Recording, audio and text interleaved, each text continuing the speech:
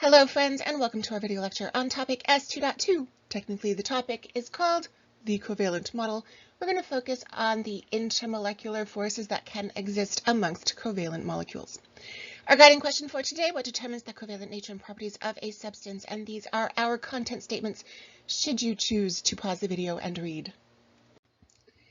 And our objectives, we're going to talk about intra versus intermolecular forces, and then we're going to spend the rest of the lecture talking just about those intermolecular forces, which I'm going to abbreviate as IMF. There are lots of different kinds. We're going to describe them, and then we're going to talk about the relative strength of all those different kinds of intermolecular forces. We're going to talk about the relationship between those IMFs and the properties of lots of covalently bonded compounds. We're going to talk about chromatography, which is a technique that takes advantage of those IMFs. We're going to wrap up with a definition of amphipathic. This prefix inter means between.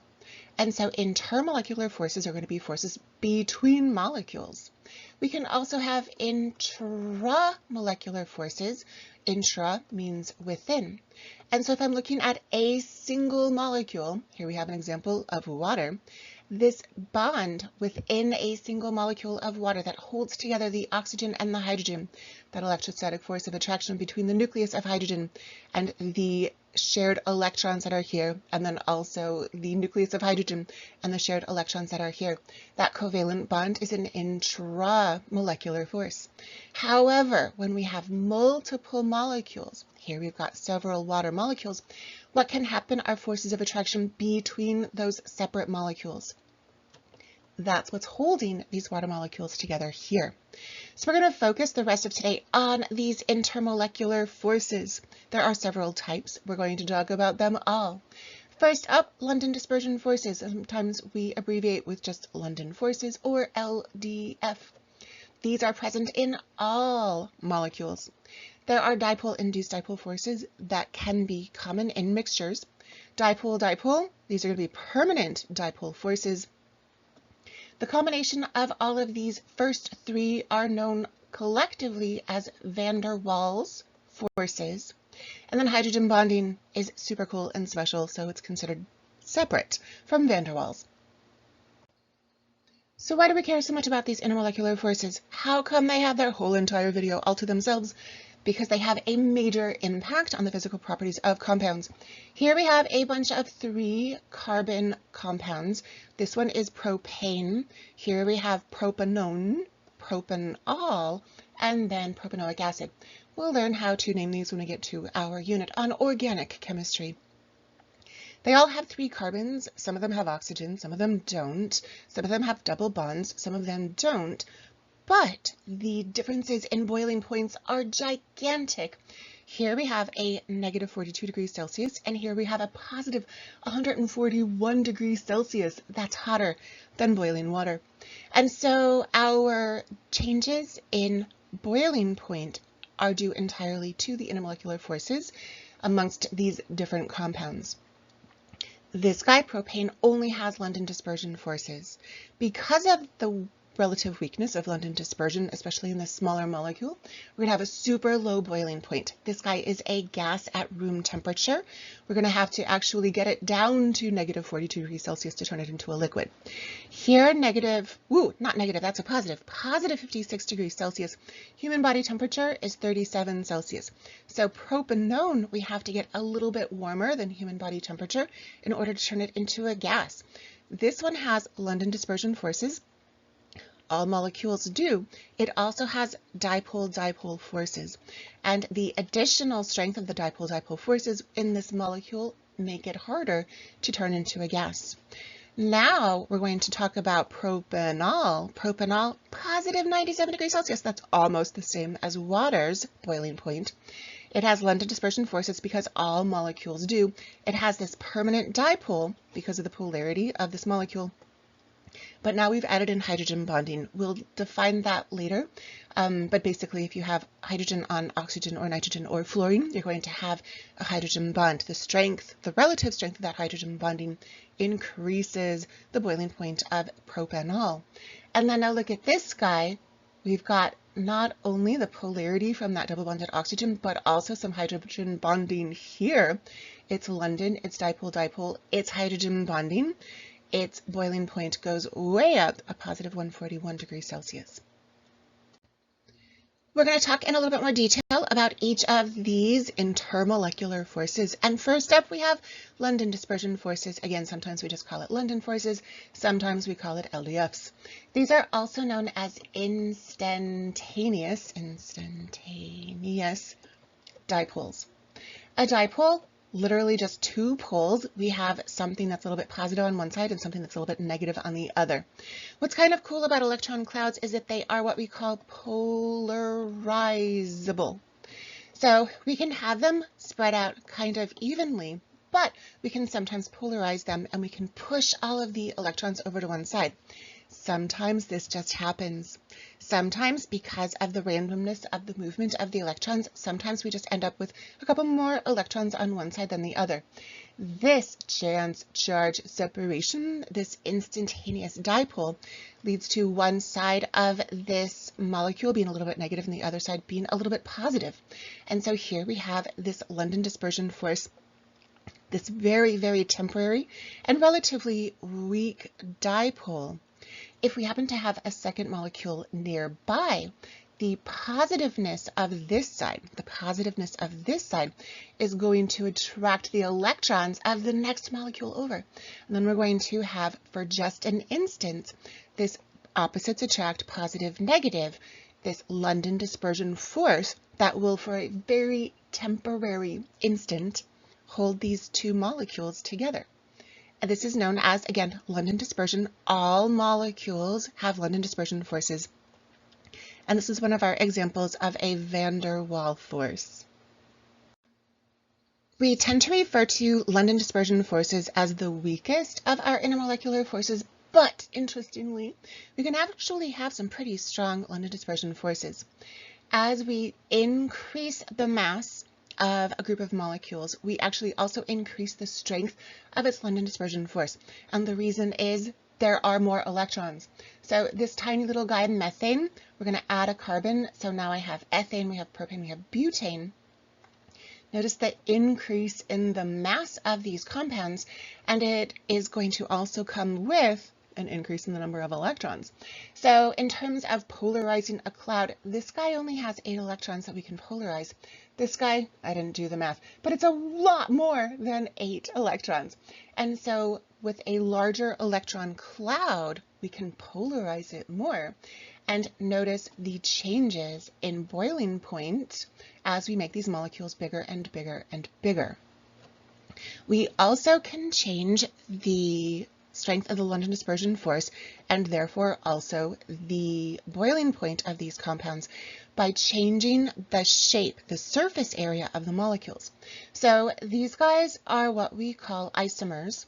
They have the same numbers of each kind of atom in their molecules. They're just arranged differently. So here we have pentane in a line.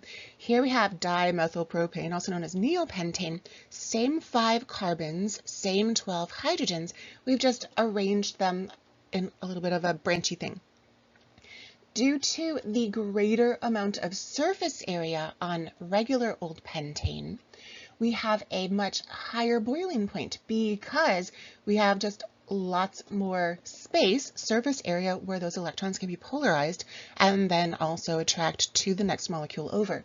Here, in the more branchy molecule, we don't have as much surface area, and so the forces of attraction are going to be less.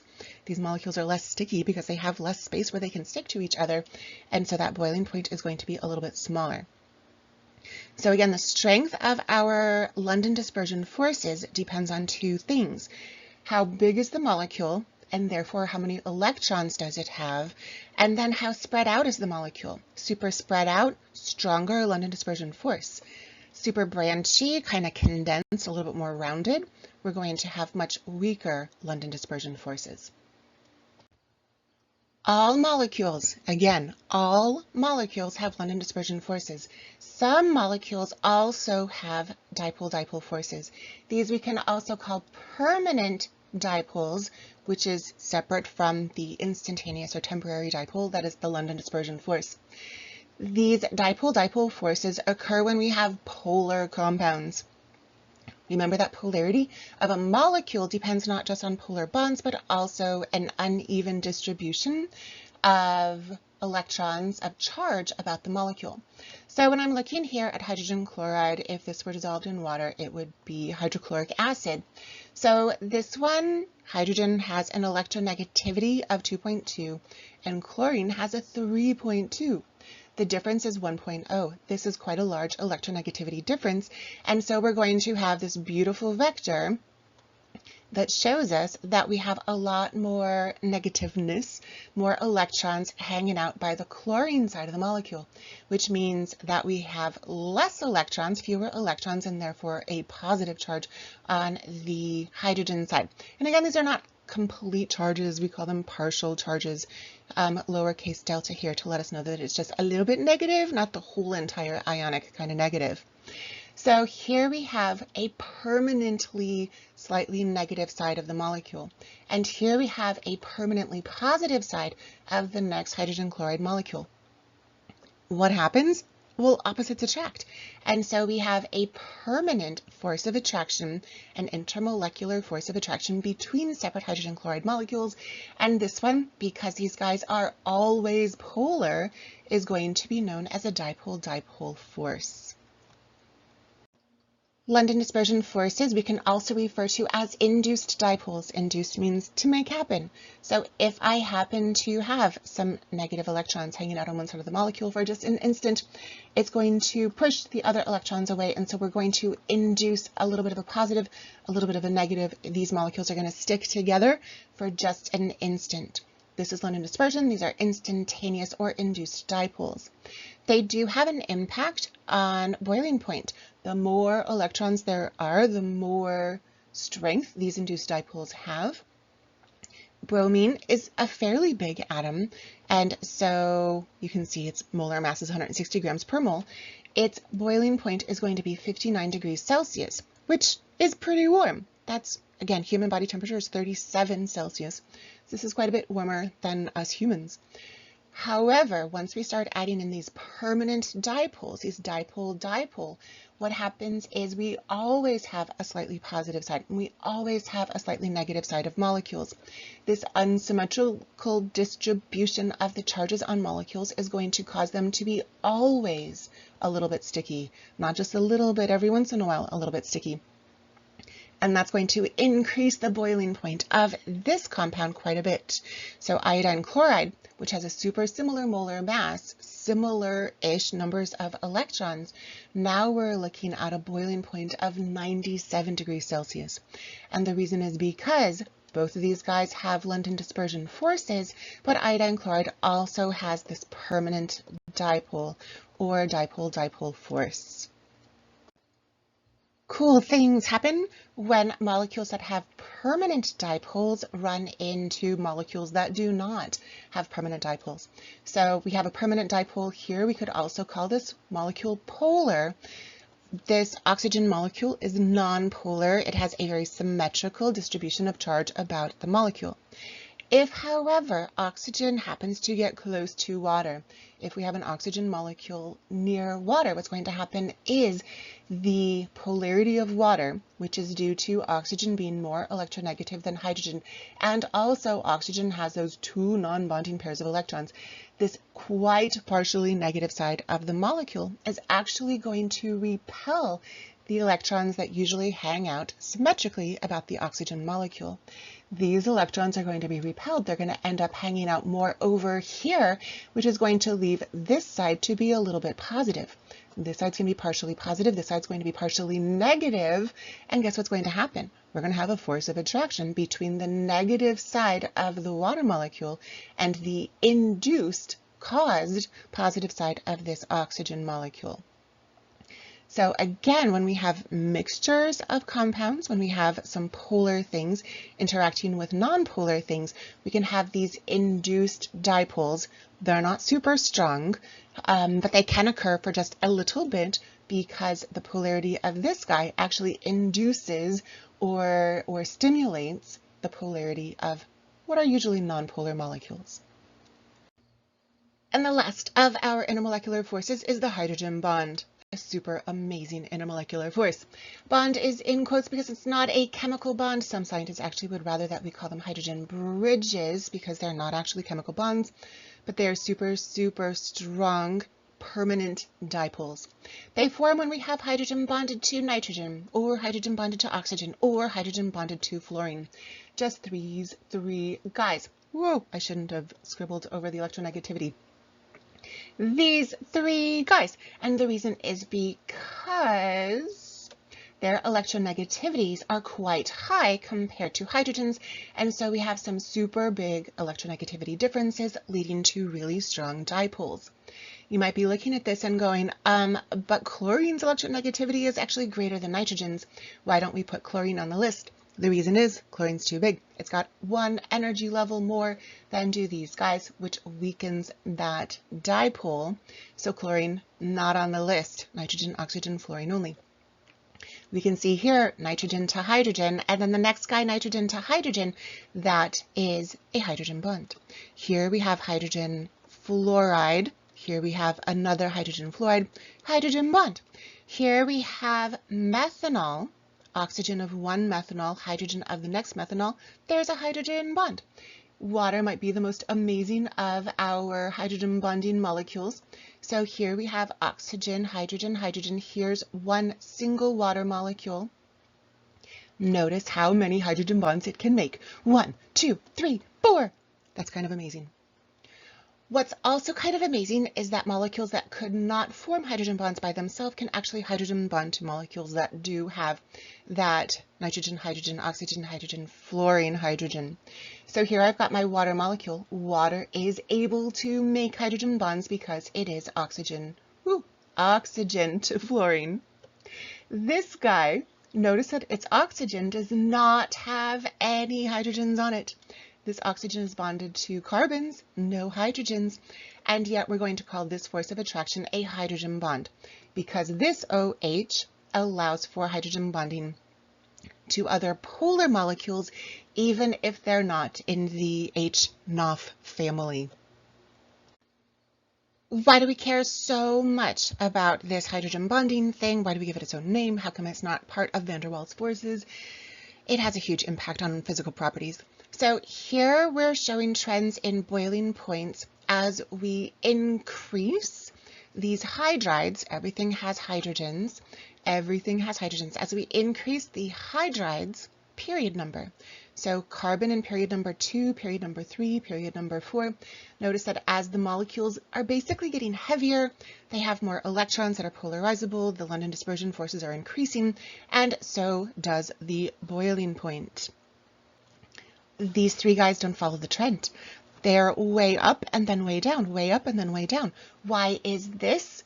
Because all of these three molecules, nitrogen, oxygen, fluorine, are able to form hydrogen bonds. Everybody else, all of these guys, they only have those permanent dipoles. They're going to have higher boiling points than these guys that are nonpolar molecules that have only London dispersion forces. But notice again, these outliers, super cool. Their boiling points are crazy high because the strength of those hydrogen bonds. Why is this guy higher than fluorine? Fluorine's electronegativity is way bigger than his oxygen's. It's because that shape of water, we talked about this on the last slide, can make not one, not two, but 4 hydrogen bonds with other water molecules. Water just loves to stick to itself. And because of the stickiness of the water, because water does love to attract to itself, it has some super cool properties. This property of water sticking to itself, these hydrogen bonds, leads to what we call cohesion. Cohesion is the force of attraction between water molecules. That's going to lead to a high surface tension, which allows guys like this to walk on water. So the force of attraction between those water molecules, the hydrogen bonding between them holds them together so well that the bug doesn't actually break through the bonds that are actually only forces of attraction between those water molecules. Another super cool thing that happens in hydrogen bonding in water is adhesion. Adhesion, which is similar to cohesion, except that we have water and some other polar molecule. This leads to capillary action when we measure volume of water in a graduated cylinder. That's supposed to be a graduated cylinder. We have this super cool meniscus form, right? The water kind of creeps up the edge. That's because of adhesion. That's because the polarity of the water molecule is attracted to forming hydrogen bonds with the glass of the graduated cylinder. Another super cool thing that happens because of hydrogen bonding in water, ice will actually float on top of liquid water. Usually solids are more dense than liquids.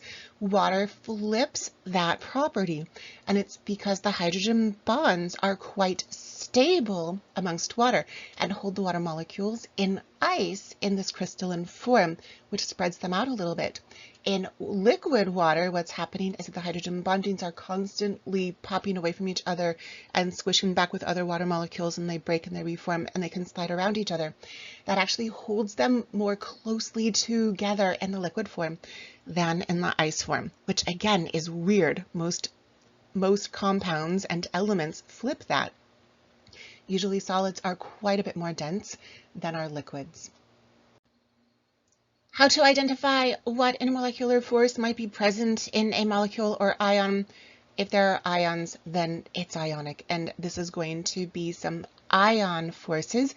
Ion dipole, if we have a polar molecular compound, an ionic compound. If we've got just a bunch of ionic compounds, then we're going to have ionic bonding. If, however, we're looking at polar molecules, then we're going to have either hydrogen bonding.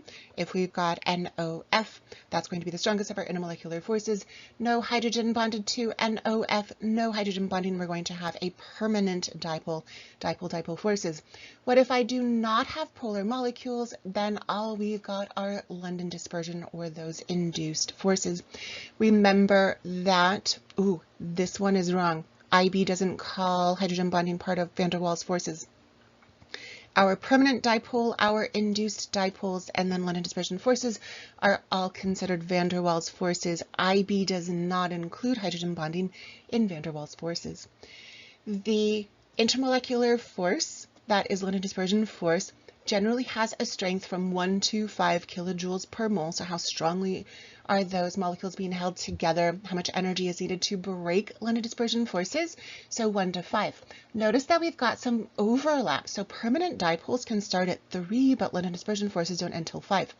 This is because, remember, that really, really big molecules, especially those that are spread out, have lots and lots of electrons that can be polarized, which is going to lead to a fairly strong London dispersion force. When we go from dipole to hydrogen bond, again, if I have something that's super polar and I compare it to hydrogen bonds, then we actually might have a stronger dipole than we have hydrogen bonding. So be careful. Not always are dipoles stronger than London dispersion. Not always are hydrogen bonds stronger than dipole, but the trend is definitely these are the weakest, these are middle-ish, and then hydrogen bonds are our strongest. Intermolecular forces affect the physical properties of covalently bonded substances, which is why we care so much about these intermolecular forces. We're going to look at a couple properties here. The first one we're going to look at is volatility. This is the ease with which a compound becomes a gas. So here we're just looking at this vapor pressure. The more to the left we are, the easier it is for these guys to become a gas. Basically, lower boiling points, higher boiling points. So ethyl ether is pretty much a nonpolar molecule. Here we have polar, here we have water, which is super special. And then this guy, not super polar, it's just really big. And so notice that we have lower boiling points. It's more volatile, more easily turns into a gas. Ethyl alcohol, ethanol, a little bit of a higher boiling point, a little bit more energy needed to make it vaporize. Here we've got water, more energy needed yet, and then ethylene glycol, not because it's polar, but because it's really big. And so its London dispersion force is actually going to cause it to have super low volatility, super hard to turn it into a gas. The next property that we're going to talk about for a second is electrical conductivity. Generally, covalently bonded substances cannot conduct electricity. Electrical conductivity requires mobile charged particles. So we need to either have ions that can move around or electrons that can move around. Even when we have water, we talked about water having these partial charges, well, this whole thing moves together, and so there's no piece that is charged, and so pure water cannot conduct electricity, even though it's quite polar. We need literally charged particles, ions or electrons, to conduct electricity. There are a few exceptions. There are some covalently bonded substances that can conduct electricity. Remember that graphite is an allotrope of carbon. That vocab word, allotrope, these are different forms of the same element. Examples of allotropes of diamond are, allotropes of carbon are diamond and graphite. Diamond, we have carbons that are each bound to 1, 2, 3, 4 more carbons. Carbon's valence is full. Carbon has 4 valence electrons. It needs to make 4 bonds. It is in diamond. Diamond does not conduct electricity. Graphite, however, is a little bit different. Each one of these carbons is bound only to 1, 2, 3 carbons, which means that there's going to have to be a double bond in there. What actually happens, though, is that double bond is shared amongst all the other bonds, which means that there are some electrons that are what we call delocalized or mobile. And so graphite and then graphene, which is one sheet of graphite, graphite and graphene are covalent substances that are able to conduct electricity, which is cool and weird. The last of our properties is solubility, the ability to dissolve. We're going to talk mostly about in water, but know that nonpolar substances, other substances not water, can be solvents. We like to use the phrase like dissolves like when remembering what will dissolve in what. So usually polar things will dissolve in polar things, nonpolar things will dissolve in nonpolar things, but there are lots of exceptions. So here we have a nonpolar molecule, ethene, no permanent dipoles on this guy. It has pretty low solubility in water. Only 0.013 grams of ethene can dissolve in every 100 grams of water. This guy is very polar. Look at the hydrogen bond that it can form here, non-N1-ol. Except it also has super low solubility. Only slightly more, just 1 milligram more, can dissolve than can ethene, despite the hydrogen bond. Why is that? Well, this part of the molecule, super not polar. That crazy long carbon-hydrogen chain is not going to fit super great amongst the hydrogen bonds of the water molecules.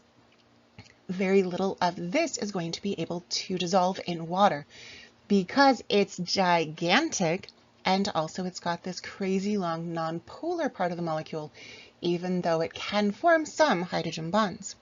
When we look at butanol, kind of the same molecule, just 4 carbons instead of 9 carbons. Again, this group, this oxygen-hydrogen, means that it can make hydrogen bonds. We can dissolve a lot more of it. 6.8 grams of butanol can dissolve in water as opposed to those 14 milligrams of non-N1-ol. But what about ethanol? So now I've just taken out 2 more carbons. So instead of 9 carbons or 4 carbons, now I've got 2 carbons. We don't even give it a number. We just say miscible, which means dissolvable in water. The opposite of miscible is immiscible. And these are the words that we use for liquids dissolving in other liquids. If we were talking about solids dissolving in liquids, we use soluble and insoluble. And again, we're depending upon our polarities. Do we have permanent dipoles? And then also sizes. Too big, not going to dissolve super great, even if it is polar. Chromatography is a super cool technique that we use to separate compounds based on different solubilities. So the first example that we're going to look at is paper chromatography. We have a piece of paper, it's special paper, it's been hydrated. The cellulose of the paper plus the water that we use to hydrate the paper makes the paper quite polar. The paper is not going to move, we're going to call it the stationary phase. We're going to spot onto the paper toward the bottom some, it looks like here we're using different colors of dye. We're going to dip the very bottom of the paper into a solvent. The solvent is going to be our mobile phase because it can move, and it's going to be a little bit less polar, perhaps even non-polar. As our solvent wicks its way up the paper, the colors of the dye that are also non-polar or even just less polar are going to move more with that non-polar solvent, whereas the colors that are more polar are going to be more attracted to the paper and the water in the paper, which means that they're going to move less. So we can separate these colors based on polarity. I know that the red is more polar because it was more attracted to the stationary phase, more attracted to the water in the paper, whereas yellow is less polar because it was more attracted to and therefore dissolved better and moved more with our non-polar mobile solvent.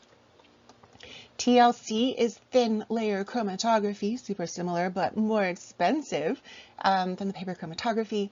Instead of paper, we have a TLC plate, which is usually a piece of glass that has a thin layer of silicon dioxide or perhaps an aluminum oxide covering it. That covering, the coating on the plate, is going to be quite polar. We're again going to have our mobile phase that's going to be more non-polar. And then as that mobile phase wicks its way up our stationary phase, the plate, the things that are less polar are going to move more with the mobile phase. The things that are more polar are going to get stuck more to the plate and move less. Column chromatography, similar idea, but this is kind of cool because we can actually recover the substances as they get separated. So we're going to have our stationary phase. Let's actually flip things up a little bit now. Let's say that our stationary phase is non-polar.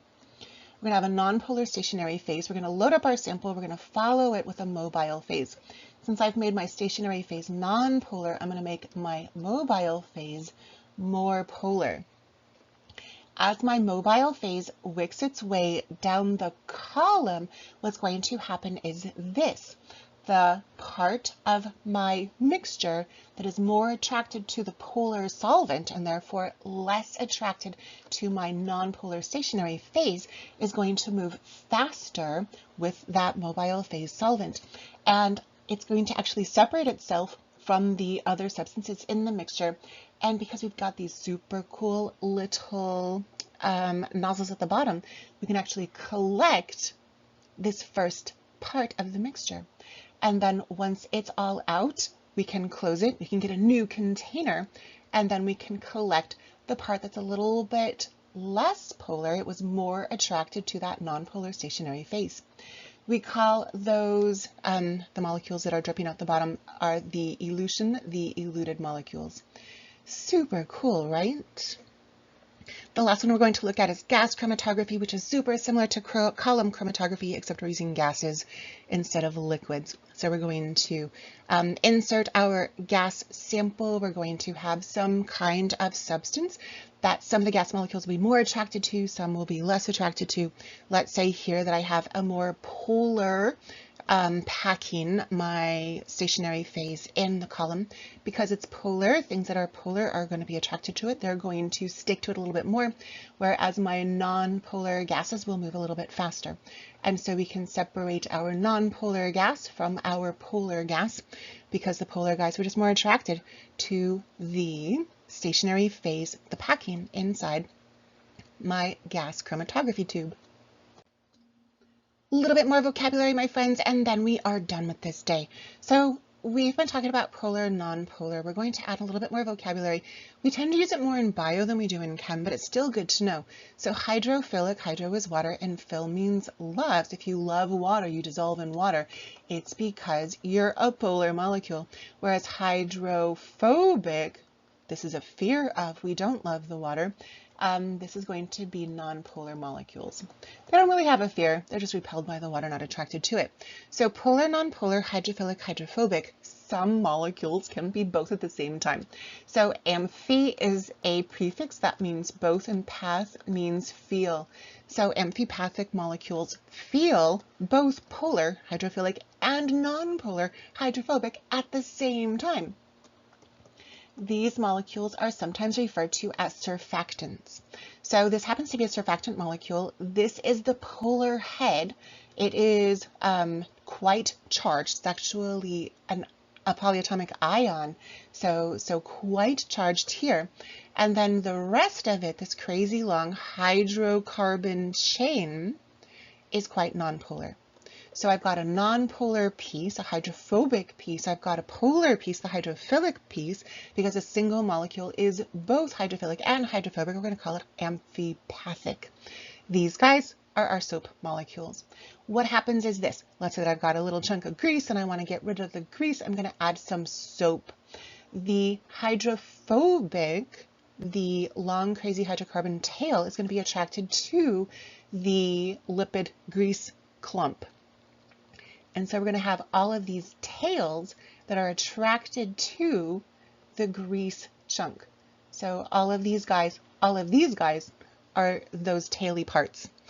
But what's super cool is that at the head of each one of those crazy long hydrocarbon tails, we've got these hydrophilic polyatomic ions.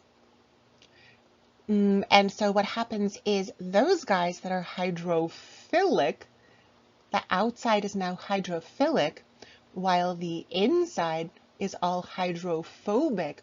This whole bubble, because the outside is hydrophilic, can dissolve in water. And so this whole bubble with the grease on the inside can get washed away in your laundry. And that's how soap works, because soap is a surfactant and it is amphipathic, both polar and nonpolar at the same time.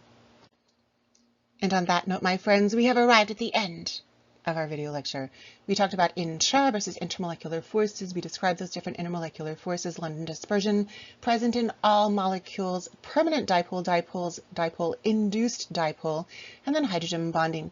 We talked about the relative strengths of those intermolecular forces, generally hydrogen bonding stronger than permanent dipoles, which is stronger than those London dispersion forces. We talked about how physical properties like solubility and volatility depends a lot on the intermolecular forces present in different covalently bonded compounds. We talked about how we can use chromatography to separate molecules based on their solubilities, based on their polarities, and then we wrapped up with defining amphipathic, both feels hydrophilic and hydrophobic. Great work today.